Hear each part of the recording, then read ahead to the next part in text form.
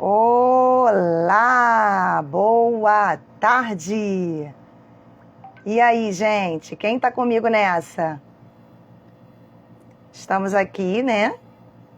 Hoje com a nossa live. Espera aí que eu vou colocar o celular aqui no silencioso. Pronto. Loucos por Chocolate entrou aí, ó. Jacira. Delícias da Nath. Pede para participar aí, ó, Gabi.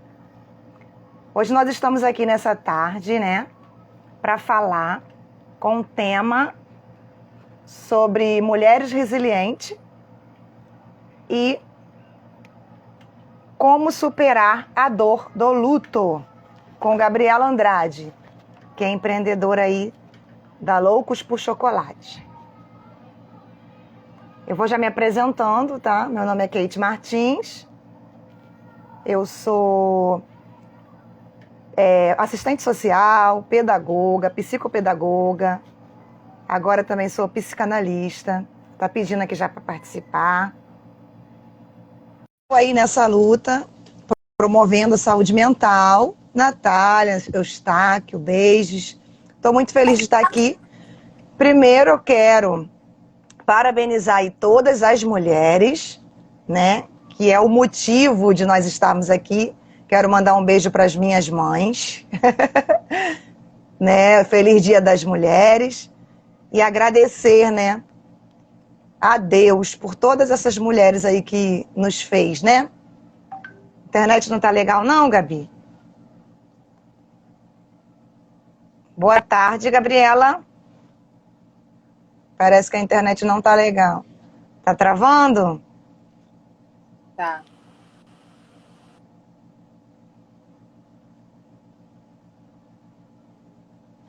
E agora? Melhorou? Melhorou um pouco. Pronto. Pode se apresentar, Gabriela. Boa Boa tarde. tarde, Jacira. Thaís, da Inesquecível Mesa. Tá todo mundo aí com a gente, ó. Ah, é muito bom quando tem amigos, né? Para incentivar. Meu nome é Gabriela Andrade. Primeiramente, quero parabenizar a todas as meninas pelo Feliz Dia da Mulher. O som tá bom? Sim, tá ótimo. Então, quero parabenizar as mulheres pelo Dia das Mulheres. Natália tá aí, ó. Graças a Deus, minha filha tá falando aqui. Mas desconsiderem, gente. Hoje nós vamos falar um pouquinho sobre a dor, né? Hoje é um dia especial e nós gostamos e nós precisamos, né? Sempre celebrar a vida. Nós às vezes pensamos que o luto é só perder uma pessoa, mas na verdade às vezes é perder um emprego, é terminar um relacionamento, é perder uma amizade. Não é só a morte que é um luto, né? O luto simboliza tudo aquilo que a gente perde, mas não só na parte física, não só quando morre, né? E eu vou compartilhar um pouquinho com vocês a minha experiência. Pode começar? Antes de você falar, eu sempre, quando eu começo uma live, né, seja até quando eu compartilho, quando alguém me convida como convidada, eu gosto de falar alguma coisinha sobre ilustrações, né, porque a minha parte psicopedagógica e psicanalista fica aqui, né, pensando o que eu posso trazer para vocês. E eu sabe o que eu lembrei, Gabriela? Não sei se é da tua época, mas quem tiver aí, levanta a mão que for dessa época, de um desenho. Eu gosto de falar de desenhos animados, né? De desenho da Bambi, né? Sobre o luto. Ali, aquele desenho, ele nasceu, né? Inicia, era um animalzinho ali, ou alguns vão falar que era um cervo, outros vão dizer que era um veado.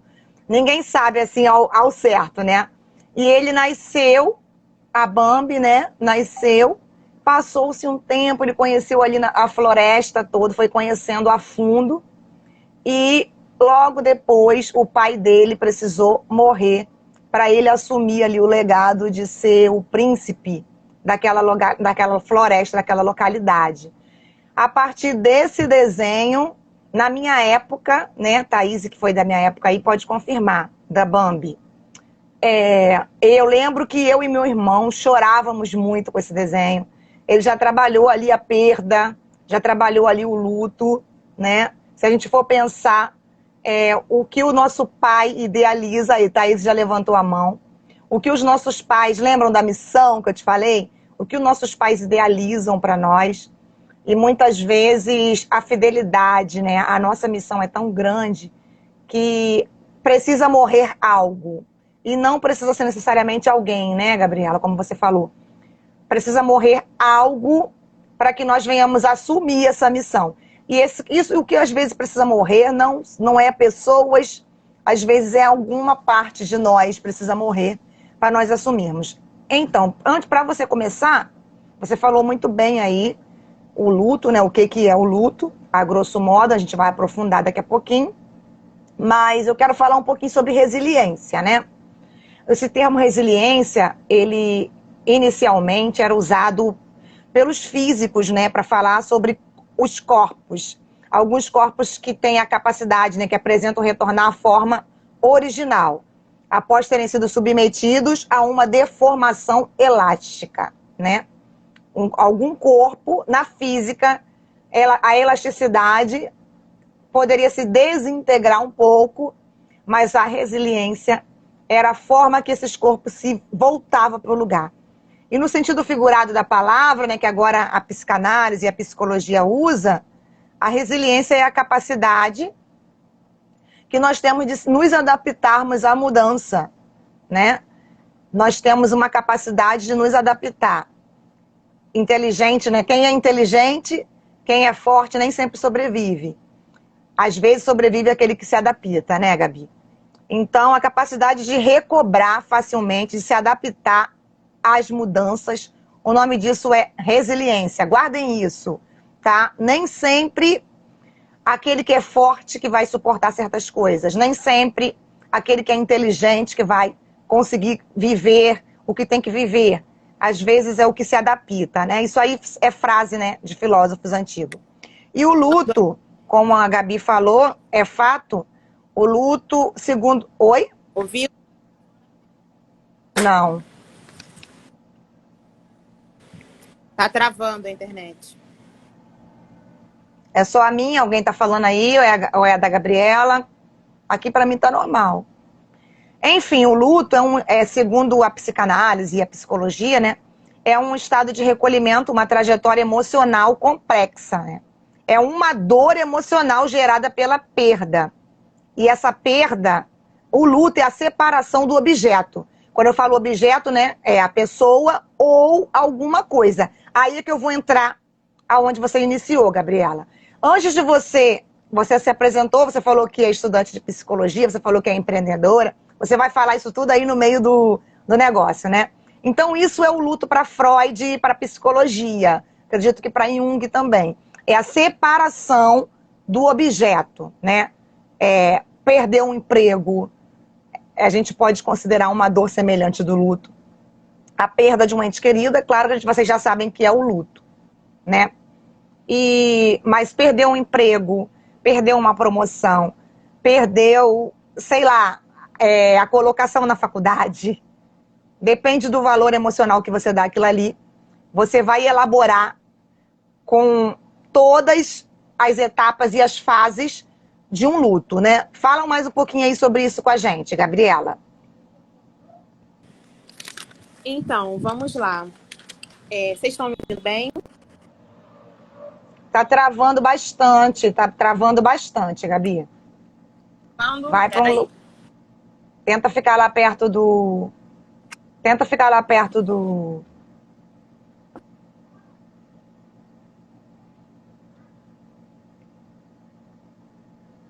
Estão conseguindo me ouvir melhor agora? Conseguimos te ouvir. Tenta falar para ver se você vai melhorar. Então, vamos lá. Deixa eu aumentar um pouquinho o volume aqui. Tá me ouvindo Melhorou. bem? Agora melhorou. Ok, vamos lá. O luto, ele é composto por 5 fases, né? Primeiro tudo acontece, nós primeiro negamos, a gente acha que não está acontecendo, que é um pesadelo, se nega a acreditar, fala, não é possível, não, eu tô sonhando, isso vai mudar. E essa primeira fase, ela é uma fase muito difícil, porque você ainda não encarou a realidade. Todos nós, quando perdemos alguma coisa, a gente fala assim, né? Gente, não é possível, parece que eu tô sonhando. Não é possível, eu acho que não é isso não, eu devo estar ficando maluca. E não é, né? Quando a gente já perde, já inicia essa fase aí. A primeira fase já inicia, que é a negação. Logo depois, vem a segunda fase, que é a raiva.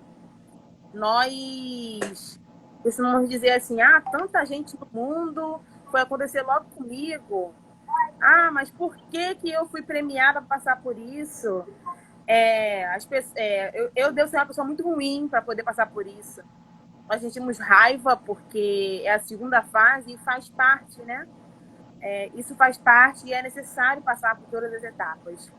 E a terceira fase... É isso que eu ia perguntar. Essas etapas, a gente sabe, né, Gabi, que não é linear. Nem todo mundo vai vir nessa organização todinha. Depende do sujeito. Não dá para eu dizer, né, que todo mundo é igual, todo mundo vai... Vamos passar por essas fases. Mas não significa que vai ser na mesma intensidade e linear para todos, né? Segundo a psicologia, essas são as etapas do luto. A raiva, a negação e a raiva, né? Primeiro você não acredita, você tem que ver a pessoa ali. Mesma coisa no emprego. Não acredito que eles vão fazer isso comigo. Eu me dediquei tanto, eu chego no horário, não é possível. E quando acontece, né, a pessoa vai e começa a ficar com raiva. Não é isso? É a segunda estágio. E o terceiro? É negociação. A gente começa a pensar assim, vou mudar tal coisa para ver se vai resolver meu problema. Quando morrer alguém, você pensa, eu vou tampar aqui esse negócio da morte, vou fingir que não aconteceu e vou tentar viver minha vida como se nada tivesse acontecido. A gente tenta negociar conosco sobre as coisas que aconteceram, né? No emprego a gente pensa, eu vou tentar, quando está sobre aviso, né? Vou tentar fazer alguma coisa melhor para ver se desistem dessa proposta, né? Depois a gente negocia. E a quarta fase é uma depressão, que usa-se esse nome, mas não é necessariamente uma depressão patologicamente testada. Às vezes é só uma depressão como expressão mesmo. Aí a gente começa a pensar, eu não vou ser feliz nunca, eu não sou uma pessoa boa, eu não vou conseguir amar ninguém, eu não vou conseguir ter um novo emprego, eu não vou conseguir ter uma família, eu não vou conseguir ser feliz comigo mesma nem com ninguém. E a quinta fase, que é a última fase, é a aceitação. Sim, nem todos passam pela mesma fase nessa ordem, mas todas as fases são passadas. E a última...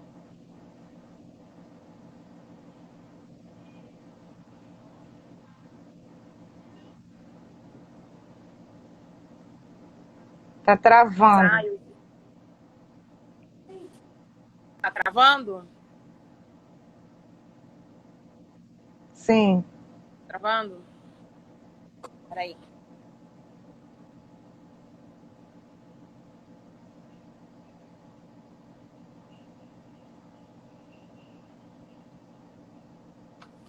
Vê se melhorou. Melhorou bastante. Melhorou? Tá, vamos lá. Quando nós chegamos nessa última fase, nós sempre falamos... Vê se tá bom. Eu tô ouvindo. Fala aí, gente. Melhorou?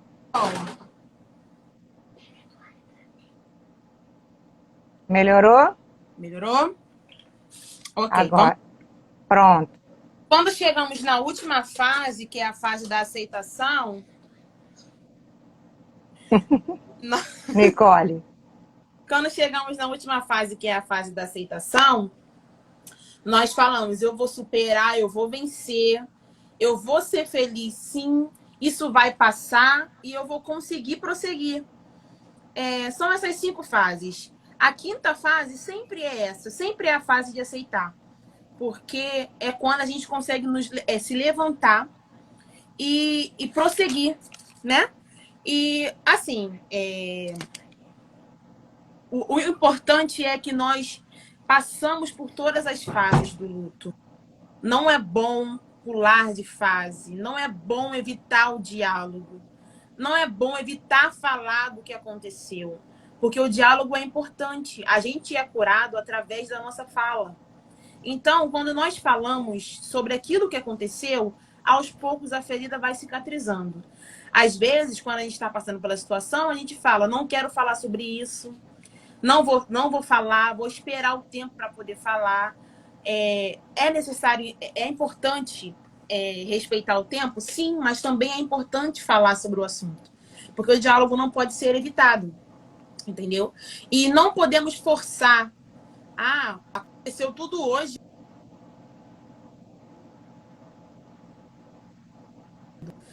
É assim, a rotina ela volta aos poucos, é devagar, como é dito, né? É uma rotina, então volta.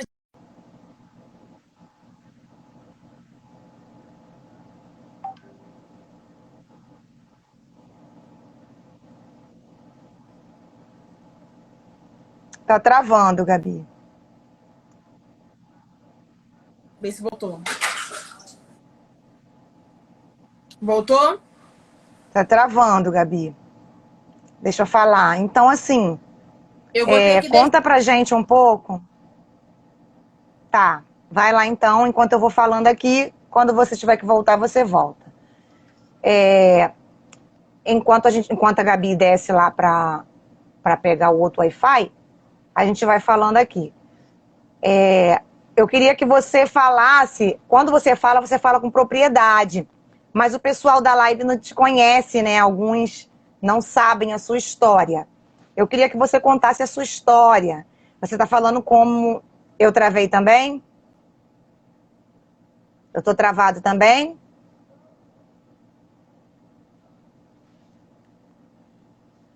Para mim tá normal aqui. Fala para mim se voltou. Voltou?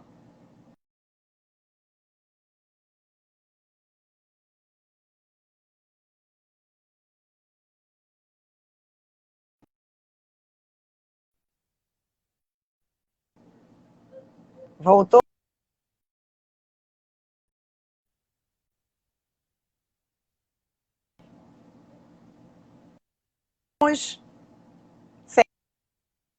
Certo. E quando a gente fala da dor, né, do luto, a gente fala com propriedade. Todos nós já vivemos o luto. Todos nós, seja de um ente querido ou de alguma questão que você perdeu algum objeto de afeto, um objeto que você tem afeto. Segundo a psicanálise, é um pouco diferente, né? E Noelma tá aí com a gente, ó. Beijo, Noelma.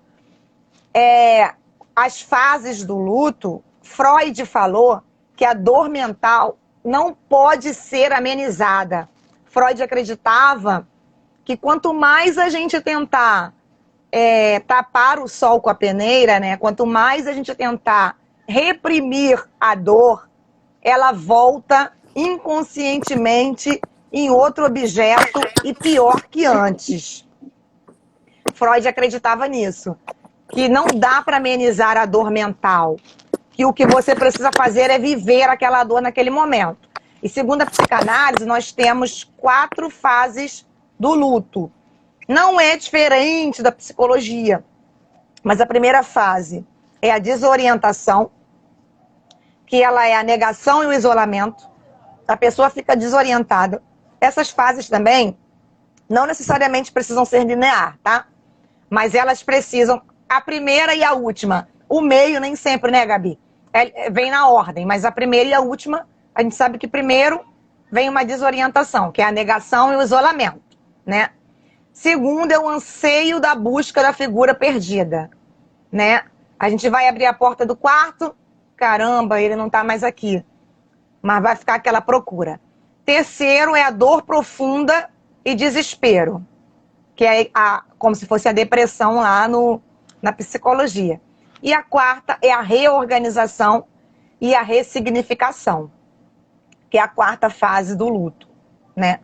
Você pode falar aí, eu estava falando aqui para o pessoal, Gabi, que você tem propriedade sobre o assunto, porque você vivenciou essa questão do luto, que você ficou viúva. Eu queria que você contasse também aí a questão do empreendedorismo. Hoje é Dia da Mulher. Inspire mulheres aqui nessa live, que ela vai ficar gravada. Fala um pouquinho do que você viveu. Depois do que você falar, aí você entra mais um pouquinho na psicologia. Vê se agora tá melhor. Vê se melhorou tudo. Vê se tá tudo ok. Ok, então, vamos lá. Eu estava falando sobre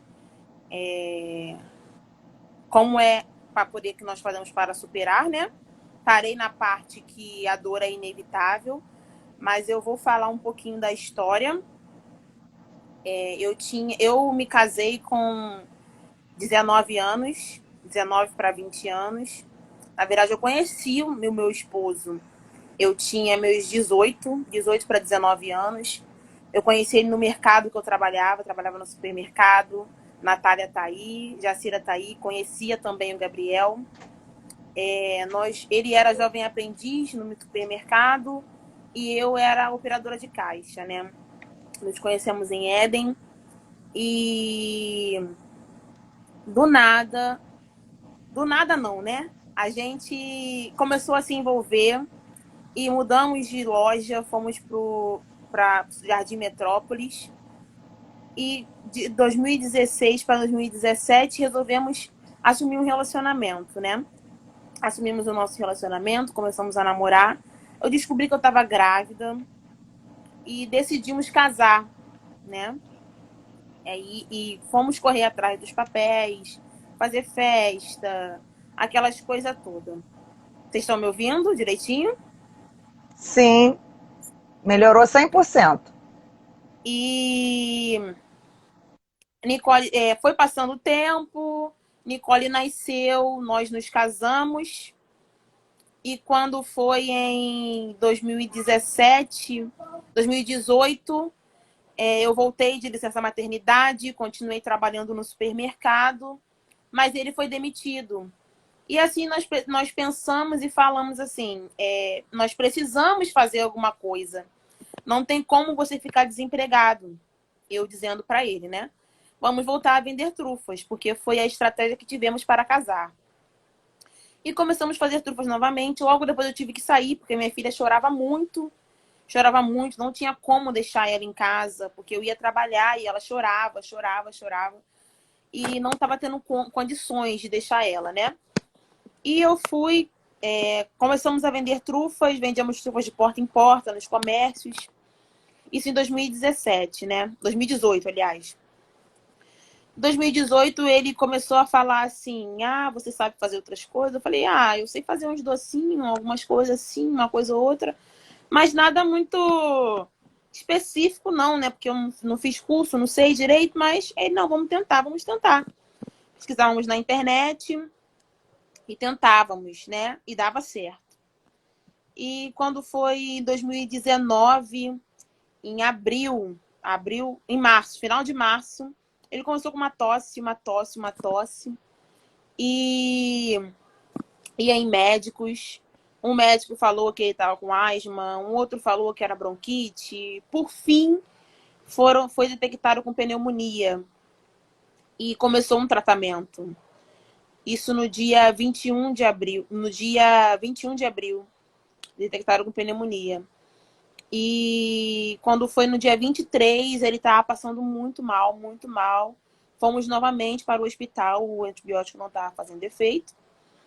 E chegando no hospital, foi assim, eu entrei, ele entrou na parte de trás, eu fui na parte da frente para poder fazer a ficha, né? E o médico, quando eu entrei com a ficha na sala, ele só olhou nos meus olhos e falou assim: eu te amo e cuida da Nicole. Foi as últimas palavras que ele falou para mim. E eu nunca, e assim, e depois dessa palavra, ele só caiu deitado com a cabeça assim, ele estava sentado. E os médicos falaram: sai, sai, sai, sai da sala, sai da sala. Você não pode ficar aqui. E eu já fiquei desesperada, né? Porque a gente, que é mulher, não imagina um negócio desse. E eu desesperada, falando o que está acontecendo, o que está acontecendo. E o médico falou: só sai da sala. E eu saí da sala, né? Fiquei lá fora, já comecei a chorar, desesperada, falando o que eu vou fazer da minha vida. Mas eu não imaginava que iria acontecer tudo isso. No meio desse caos todo, eu sentada lá fora, chorando, chorando muito. Apareceu uma amiga da minha mãe e falou assim: Gabi, você precisa ser forte. Deus falou para te falar isso, só precisa ser forte. Eu já tinha entendido o recado, mas já comecei na fase da negação. Não, não, não, não, não, não, não. E foram se passando os dias, Gabriel teve uma parada cardíaca, logo em seguida infartou, logo em seguida teve outra parada cardíaca, e os médicos falando que tá tudo bem, vai melhorar. Não, vai melhorar. E quando se passou no 10º dia, ele teve a parada cardíaca fatal, né? Veio a óbito, eu tinha meus 21 anos, tinha 1 ano e meio de casada, mais ou menos. Minha filha com 1 ano e meio.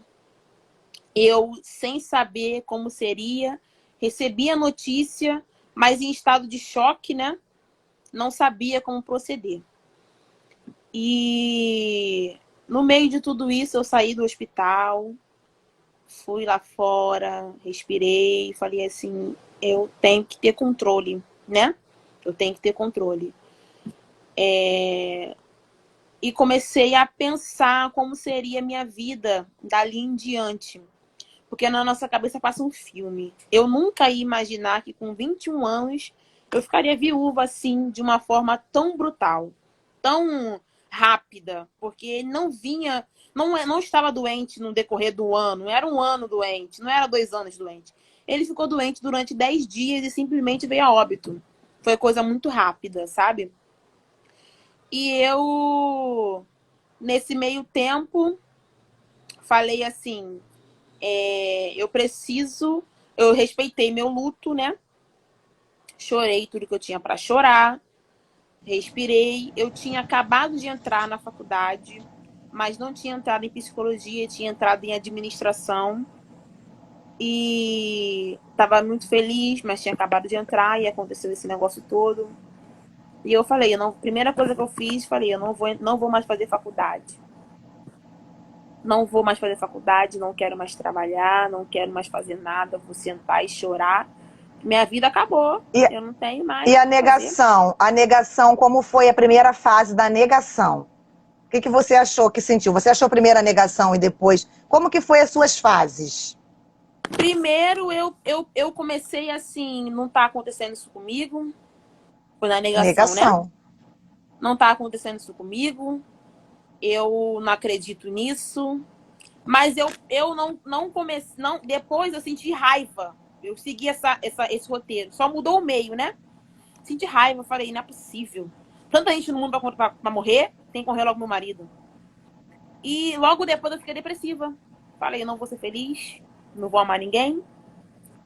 Não tem porquê de eu viver, não tem porquê de eu estar aqui, não tem porquê nada disso.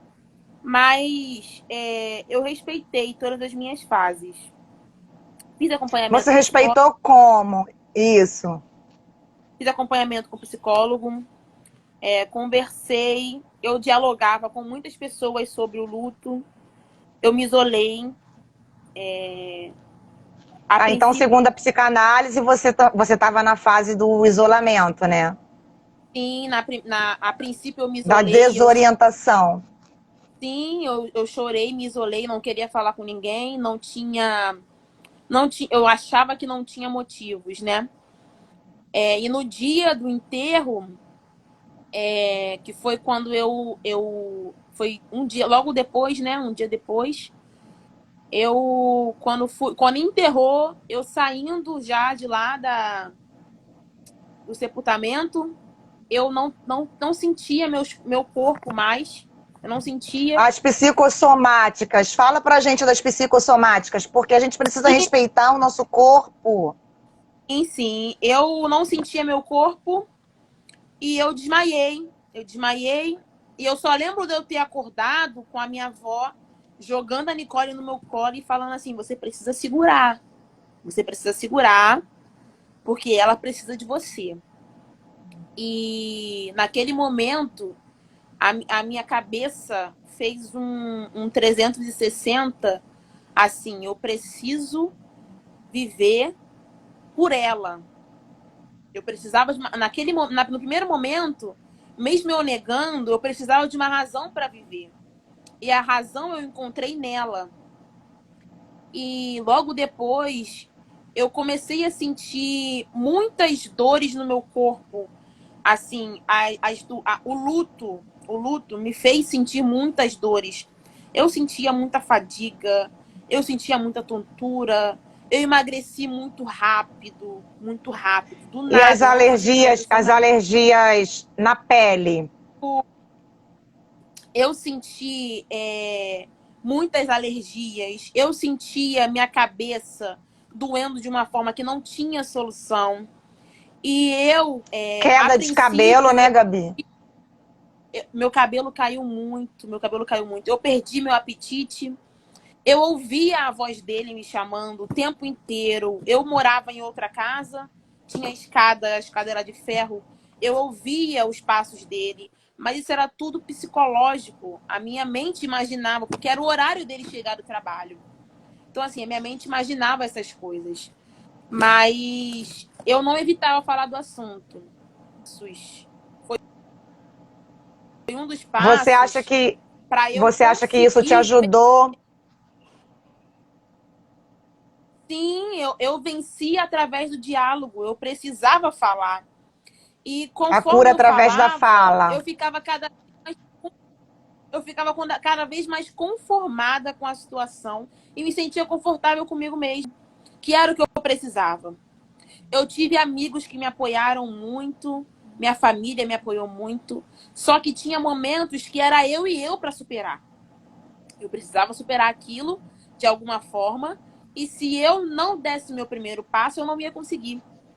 Até eu chegar na aceitação, que é o eu vou superar, eu vou vencer, eu vou ser melhor, e isso vai me trazer um aprendizado, demorou muito. Aí a gente pode pensar assim, Gabi, você pode me perguntar, Gabi, quanto tempo dura o luto? Isso é muito particular, isso é muito individual. O meu durou há cerca de 2 anos, mas de outras pessoas pode durar 6 meses, de outras pessoas pode durar 3. Depende muito. O luto, ele é particular. Não tem como a gente estipular um tempo. E cada pessoa é uma Eu acho que pessoa. depende.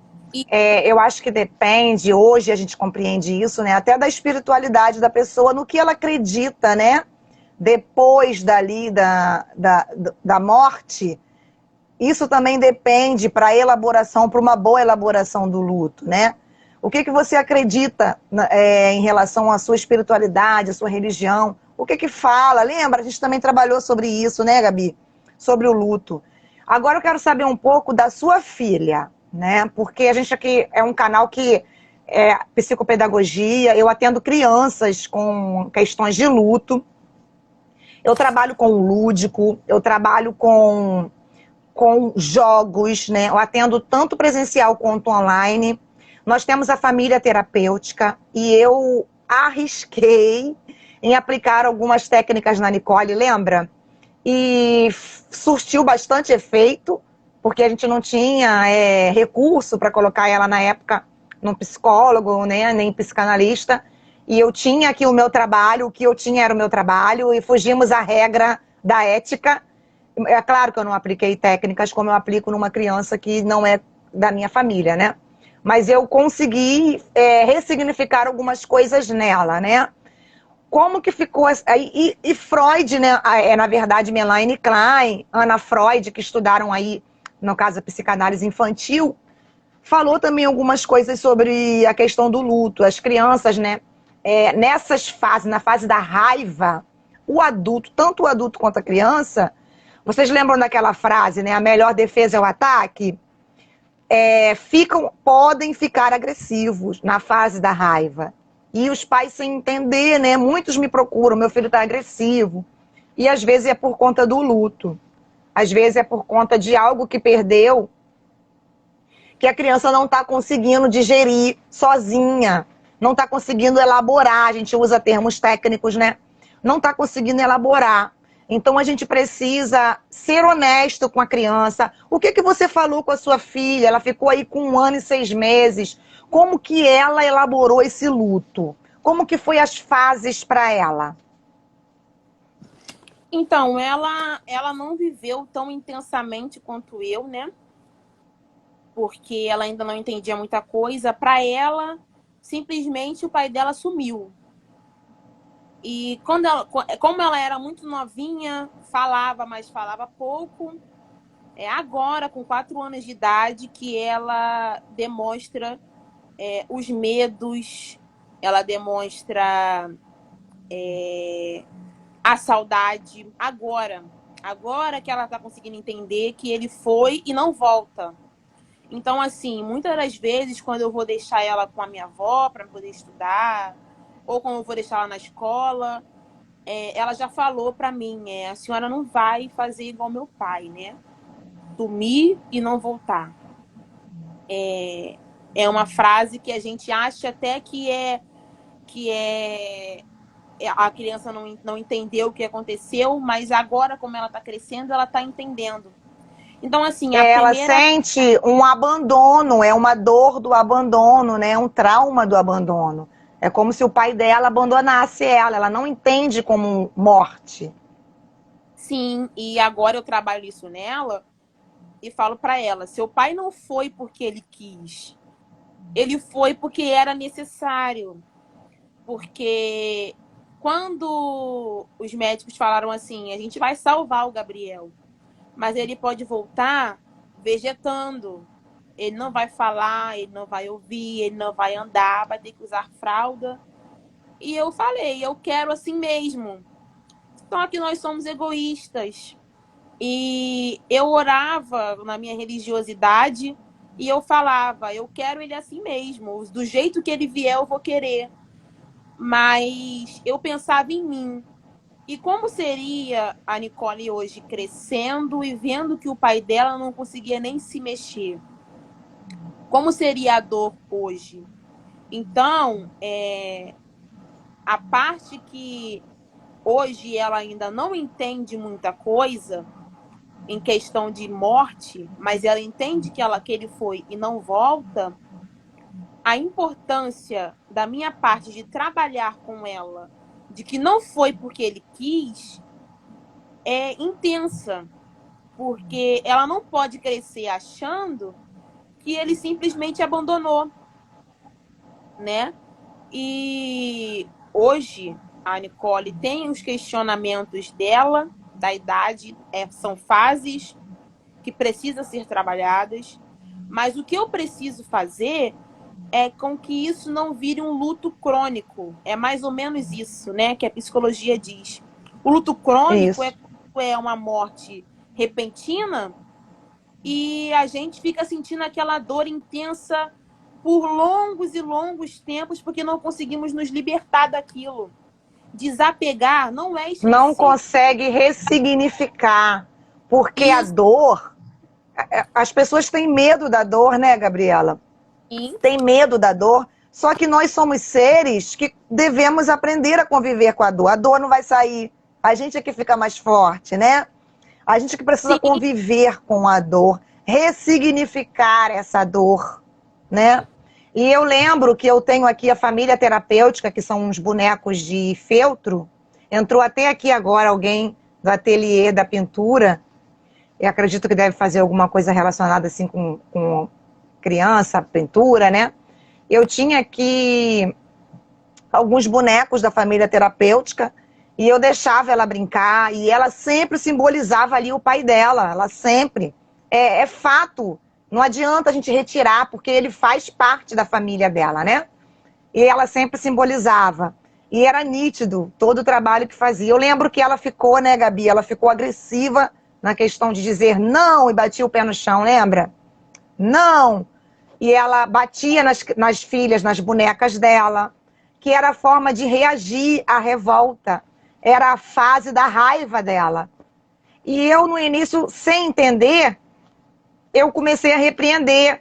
Depois eu comecei a observar, eu falei, não, a boneca é ela, lembra, Gabi? Eu falei, a boneca é ela. Ela está se sentindo agredida, ela está se sentindo abandonada. E eu comecei a pegar a boneca que ela maltratava, que ela batia e falava, a vovó está aqui. A vovó vai cuidar de você e não vai te abandonar e vai te proteger. Aí ela observava eu fazendo aquilo com a boneca e eu fui ressignificando aquilo que ela achava que era abandono. Tá, o papai não está, mas a vovó está, a mamãe está, o vovô está. E fui ressignificando. Não que a gente resolveu os problemas, né? É claro que ainda tem demanda aí, até ela se tornar na fase adulta, a gente vai ter demandas com elas. Mas amenizou naquele momento. Aquele comportamento de agressividade dela passou aquela fase, né? Aí, e ela passou por todas as fases também. No início, quando a gente falava que estava no céu, ela não está no céu, é muito longe. A negação. Depois ela foi entendendo, foi até agora. E acredito que a gente elaborou porque a gente compreende a morte. E ela, na mente dela ainda, no psique dela, ainda está como abandono. Porque ela não compreende a morte na íntegra. É isso que você também acha? Sim, sim. E até ela entender, demora. A gente demora para assimilar a morte, né? Então, a criança demora um pouco mais, porque não sabe o que é a morte. E quando sabe, começa a passar pela fase de novo. Só que a fase de uma forma mais amadurecida. Entendeu? E a Nicole foi, para mim, uma força mesmo. Porque quando Você eu falou cheguei... algo aí, desculpa, muito importante, que hoje eu atendo também uma analisando, que ela perdeu o pai quando tinha 2 anos. E hoje eu acho que ela tem 27. E eu estou tratando nela o luto do pai. Quando eu falei para ela, quando ela falou os sintomas, agressividade na fala, é isso, eu não consigo me controlar, estou perdendo minhas amizades. Aí quando eu fui perguntar, ela perdeu o pai com 2 anos. Então, assim, como que pode? 25 anos se passaram, é o que você falou. A elaboração do luto está aflorando agora. Porque Sim, quando é criança, né, some.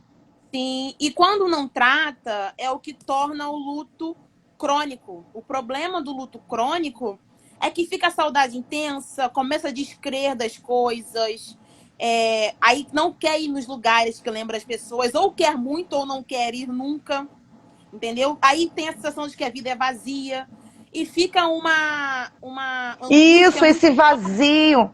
sentir Lacan falava, tristeza. Sentir Lacan tristeza falava que era...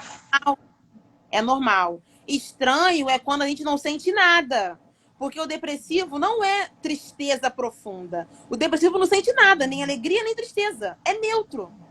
Então, sentir tristeza para o ser humano é normal. O problema é não sentir. Só que a tristeza excessiva também é ruim. Entendeu?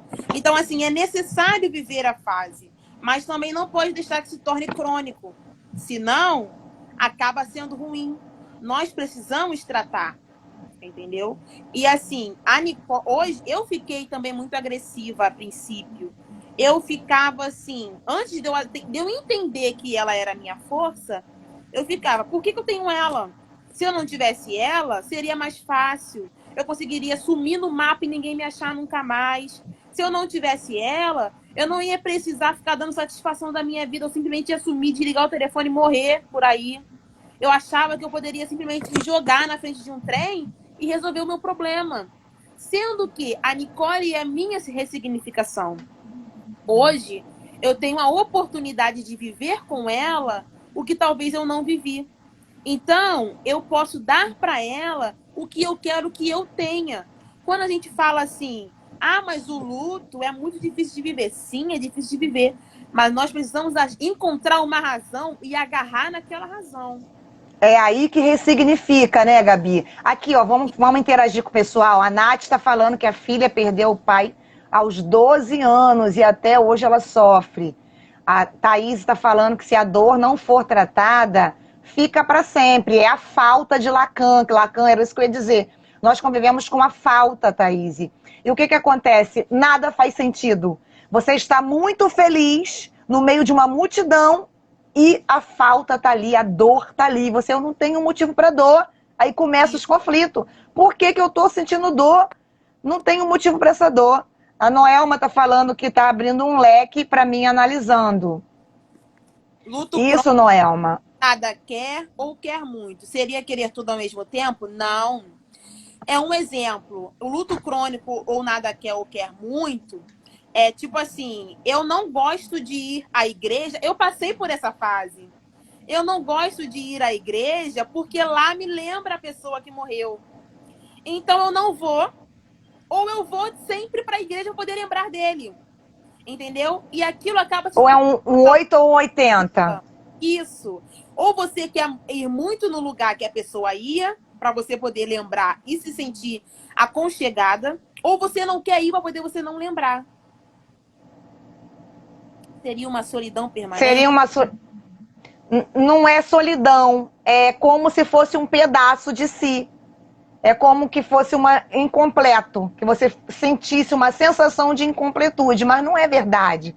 Você é inteiro, né? Aí a pessoa fala, morreu um pedaço de mim. É óbvio que isso é uma força de expressão. Você está inteira, mas a dor é tão forte que parece que foi um pedaço, né? A dor... A pessoa tem fantasia e é racional, fica se justificando de tudo. Sim, a fantasia... O problema, a gente na parte de fantasiar e querer se justificar, é a parte da negociação. Que a gente fica assim, se eu tivesse ido em tal lugar, talvez ele não iria e teria morrido. Ou, se tivesse transferido... Eu também passei por essa fase, porque quando ele se internou, o médico falou assim, você pode transferir ele, mas não tem ambulância. Você tem que pegar ele e levar no teu carro. Se morrer no caminho, a culpa é sua. E eu fiquei, vamos, não vamos, vamos, não vamos. Por fim, eu bati o martelo e falei, não vamos. Não vamos. Quando ele morreu, eu fiquei, se eu tivesse levado, talvez teria dado jeito. E eu tentei justificar. A negociação é racionalizar. Mas não tinha justificativa. A morte nem sempre tem resposta. Então, nós precisamos entender que nada que a gente faça pode mudar. Então, é necessário viver o luto da forma mais tranquila possível. E como que a gente viu essa parte? Mas Gabi, como é que vai viver tranquilamente? Eu mesmo dizia, quando alguém vinha falar para mim assim, você precisa parar com isso, precisa parar de chorar, precisa viver sua vida.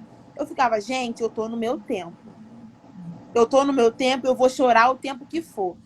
Aí eu não vou dizer para vocês, tipo assim, eu não choro mais dia nenhum, não sinto saudade nenhuma. Mentira, sinto. Só que a dor intensa, que é a dor do luto, eu não sinto mais. A dor deu lugar para a saudade. E a saudade não é uma saudade a ponto de querer me matar de saudade.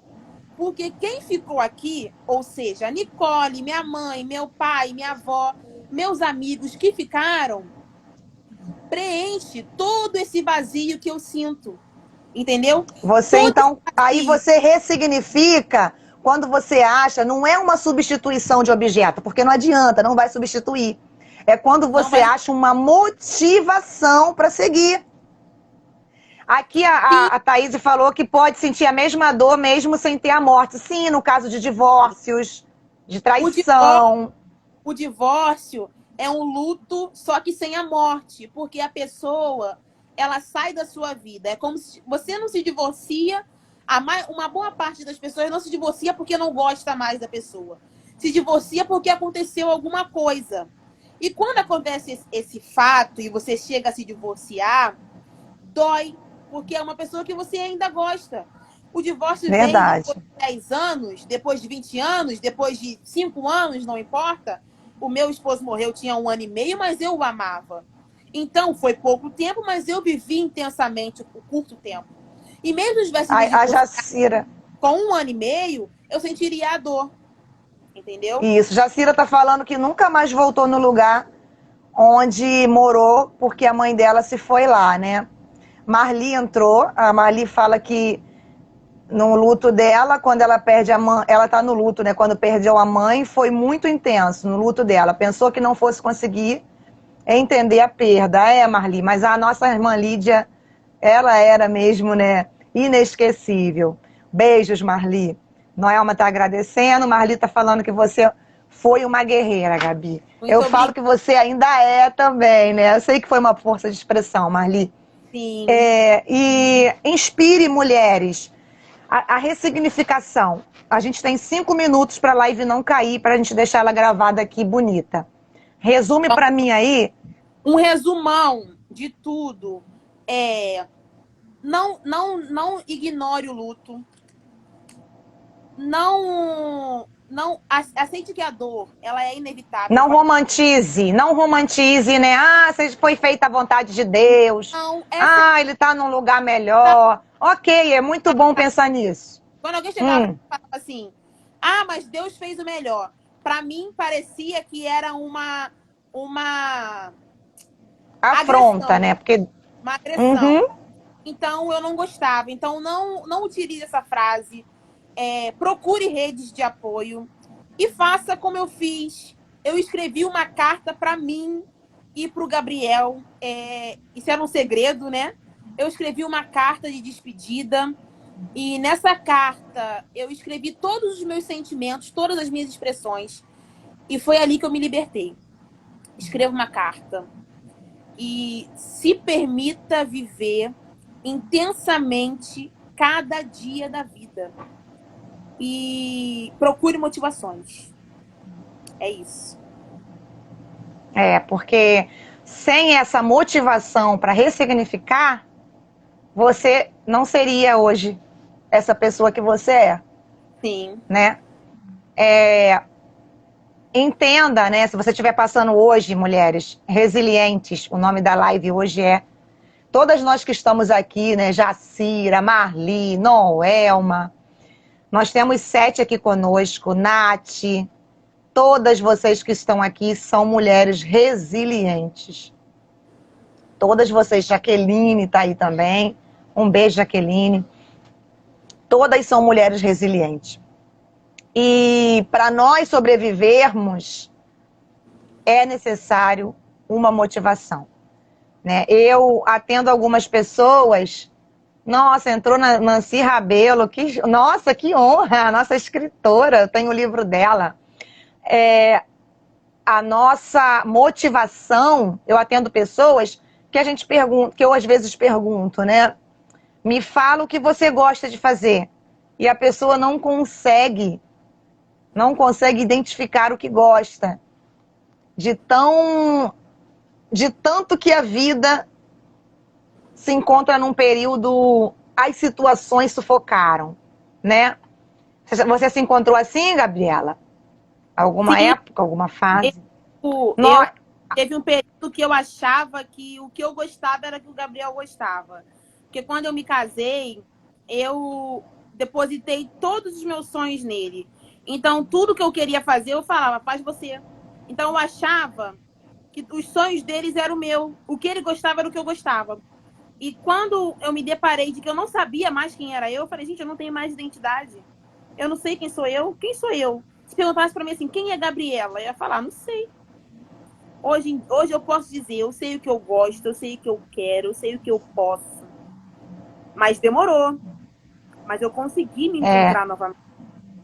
procure ajuda, falta 3 minutinhos. Procure ajuda psicológica, psicanalista. Procure, vai num posto de saúde, nos procure, manda direct. A gente tem a roda de conversa, né, Noelma? Projeto Ama-te, que é uma roda de conversa gratuita, tá? De 15 em 15 dias a gente vai voltar já já. E procure ajuda, você não está sozinho. É importante que você saiba. Travou? Já voltou? Que você não está sozinho, tá? É muito importante que você saiba disso. Que você tenha uma rede de apoio e que nós estamos aqui para aquilo que você precisar, tá bom? Faça a sua parte. É difícil entender qual é a sua parte, mas no decorrer do caminho, vai me procura sim, Jacira. No decorrer do caminho, você vai conseguir viver o melhor que está te esperando lá na frente. Ressignificar tudo isso aí. E quem sabe, né, Gabi, se tornar a pessoa que você deveria ser, né? Porque Isso. hoje tá aí, né, uma mulher construída, uma mulher resiliente através de toda essa situação. Se não fosse o desemprego do Gabriel, você não ia vender trufa, né? Não ia existir Loucos por Chocolate. Se não fosse a morte do Gabriel, você não ia fazer o mini buffet, você não ia fazer um monte de outra coisa, você não ia mudar para a faculdade de psicologia. Então, oi, Fran, beijo. No finalzinho, depois você assiste. Essa live vai ficar gravada, tá bom? E isso é a mensagem que a gente quer deixar para vocês. Procurem ajuda. Você não está sozinho. É claro que vai chegar uma hora, né, Gabi, que é você e você. Mas quando você chegar a estar sozinho, você já vai ter uma estrutura de uma base que nós podemos dar para você. Eu digo nós, que é a família, amigos, terapeutas, todos nós juntos, tá bom? Que, olha, Marli, Marli é maravilhosa. Gente, tchau, tchau, tá? Daqui a pouquinho tem live aí com Jaqueline, esteticista. Nós vamos falar sobre autoestima da mulher. Não perca, também está preparado aí um conteúdo top para vocês. Vai lá no Instagram dela, Jaqueline Esteticista, ou aqui no meu status, que eu já marquei ela lá, no meu stories, desculpa, que eu já marquei ela lá. Um beijo, fiquem com Deus. Eu só queria saber como eu faço para encerrar. fica encerrar. E agora? Fica encerrar.